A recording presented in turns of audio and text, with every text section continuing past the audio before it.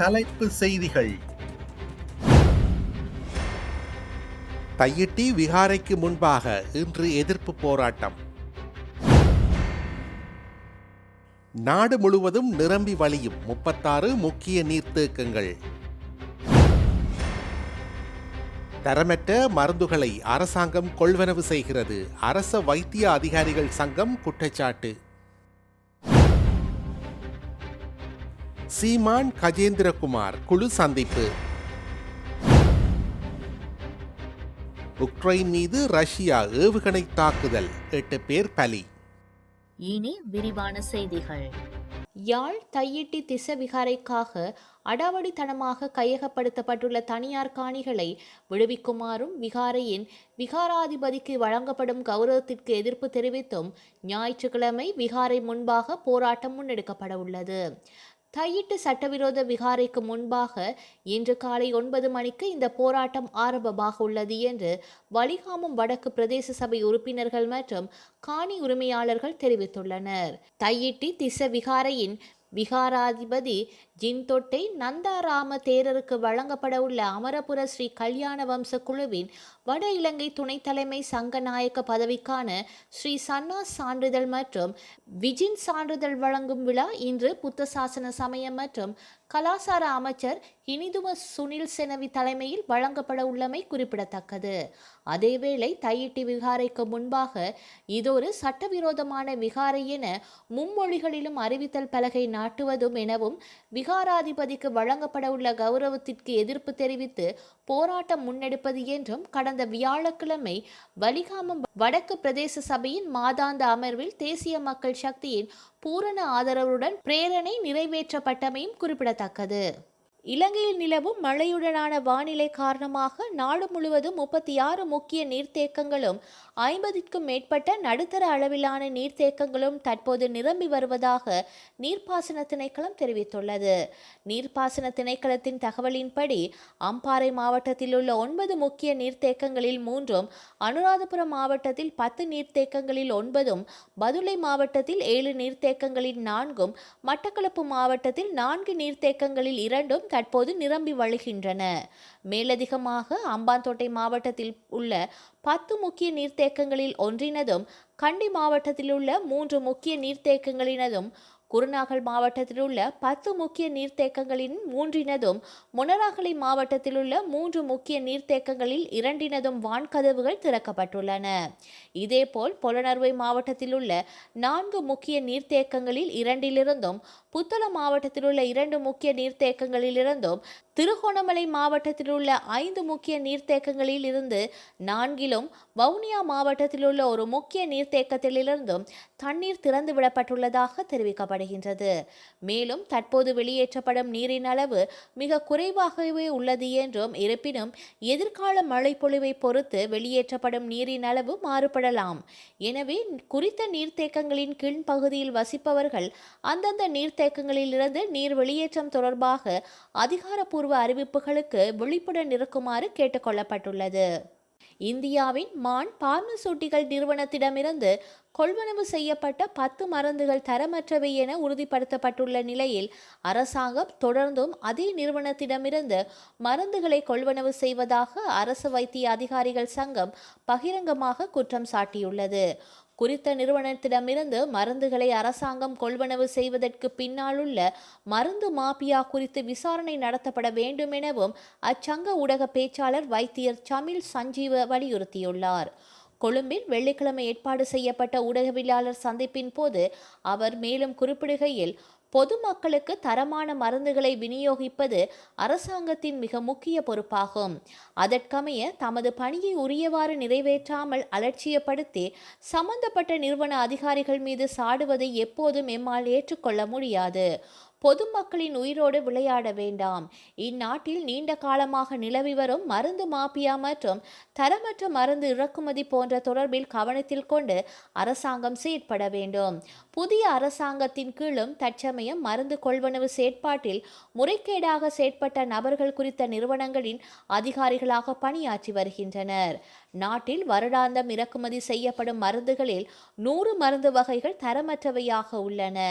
சர்ச்சைக்குரிய ஒன்டன்செட்ரோம் எனும் ஊசி மருந்து செலுத்தப்பட்டதன் பின்னர் ஏற்பட்ட ஒவ்வாமை காரணமாக 2 நோயாளர்கள் உயிரிழந்துள்ளனர். இம்மருந்து இந்தியாவில் உள்ள மான் பார்மசூட்டிக்கல் எனும் தனியார் நிறுவனம் ஒன்றிடமிருந்து இறக்குமதி செய்யப்பட்டுள்ளது. இதுவரையான காலப்பகுதியில் மாத்திரம் இறக்குமதி செய்யப்பட்ட சுமார் 90 மருந்து வகைகள் தரமற்றவை என பரிசோதனைகளின் நிரூபணமாகியுள்ளதாக அரச மருத்துவ விநியோக பிரிவு கணனி தரவு தகவல்களில் சுட்டிக்காட்டப்பட்டுள்ளது. நாம் தமிழர் கட்சி தலைவர் சீமானுக்கும் தமிழ் தேசிய பேரவைக்கும் இடையிலான சந்திப்பு தமிழ்நாட்டில் நீலாங்கரையில் உள்ள அவரது இல்லத்தில் நேற்று இடம்பெற்றது. நேற்று காலை 9 மணியளவில் ஆரம்பமான இந்த கலந்துரையாடல் சுமார் 2 மணி நேரம் இடம்பெற்றது. இதன்போது தமிழர் தேசம், இறைமை, சுயநிர்ணய உரிமை, அங்கீகரிக்கப்பட்ட சமஷ்டி யாப்பு உருவாக்கப்பட்ட குரல் கொடுக்க ஒருங்கிணைந்து செயலாற்ற வேண்டியதன் அவசியம் குறித்து உரையாடப்பட்டது.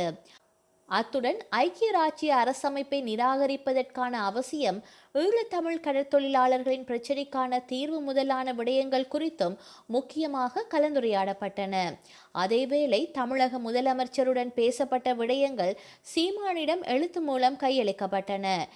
இந்த சந்திப்பில் தமிழ் தேசிய பேரவை சார்பில் கஜேந்திரகுமார் பொன்னம்பலம் MP, ஐங்கரநேசர், கஜேந்திரன், சுரேஷ், சுகாஷ், காண்டீபன் ஆகியோர் கலந்து கொண்டனர்.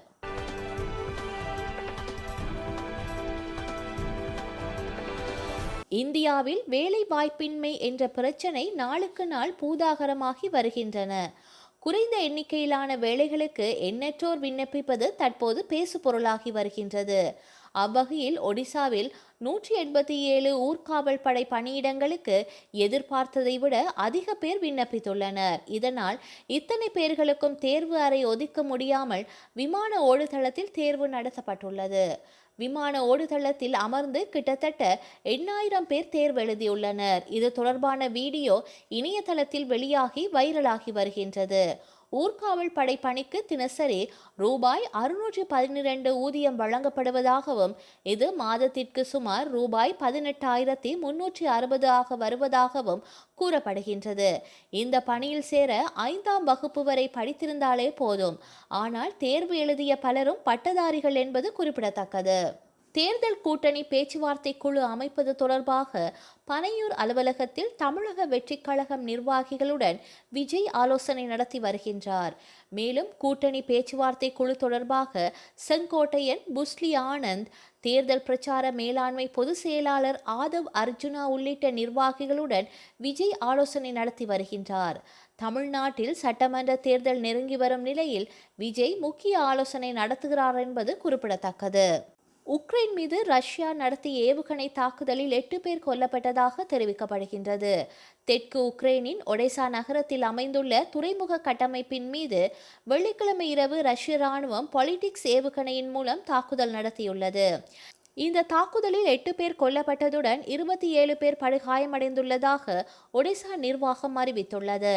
இருப்பினும் இந்த தாக்குதல்களில் கொல்லப்பட்டவர்கள் குறித்து ரஷ்ய ராணுவம் எந்த ஒரு கருத்தும் தெரிவிக்கவில்லை. இருப்பினும் உக்ரைன் ராணுவத்தின் போக்குவரத்து மற்றும் சேமிப்பு கட்டமைப்புகள் மீது தாக்குதல் நடத்தியுள்ளதாக ரஷ்யாவின் பாதுகாப்பு அமைச்சகம் தெரிவித்துள்ளது. இந்த நிலையில் ரஷ்யாவின் போர்க்கப்பல், எண்ணெய் கட்டமைப்புகளின் மீது ட்ரோன் தாக்குதல் நடத்தியுள்ளதாக உக்ரைன் ராணுவம் அறிவித்துள்ளது. கடந்த 2022ஆம் ஆண்டு முதல் நடைபெற்று வரும் இந்த போரில் ரஷ்யாவின் எண்ணெய் கட்டமைப்புகள் அதன் இராணுவ தளபாடங்களுக்கு உதவுவதாக கூறி பலமுறை அவற்றின் மீது உக்ரைன் தாக்குதல் நடத்தியுள்ளமை குறிப்பிடத்தக்கது. வரலாற்றில் இன்று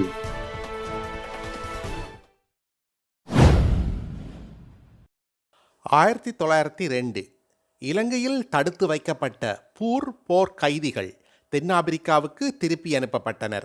இவர்கள் தென்னாப்பிரிக்க போரின் போது பிரித்தானியர்களால் கைது செய்யப்பட்டு இலங்கையில் அமைக்கப்பட்டிருந்த முகாம்களில் சிறை வைக்கப்பட்டிருந்தனர். 1946 ஜப்பான் நான்கைடோ என்ற இடத்தில் 8.1 அளவு நிலநடுக்கம் மற்றும் ஆழிப்பேரலை தாக்கியதில் 1300க்கும் அதிகமானோர் உயிரிழந்தனர். 1967 உலகின் முதலாவது இதயமாட்டி சிகிச்சை பெற்ற தென்னாப்பிரிக்காவைச் சேர்ந்த லூயிஸ் நான்கான்சுகி என்பவர் சிகிச்சை பெற்று 18 நாட்களின் பின்னர் இறந்தார்.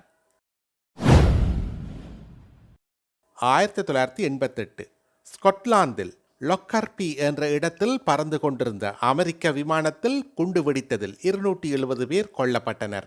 செய்திகளை உடனுக்குடன் தெரிந்து கொள்ள உடனே சப்ஸ்கிரைப் செய்து பெல் பட்டனை கிளிக் பண்ணவும்.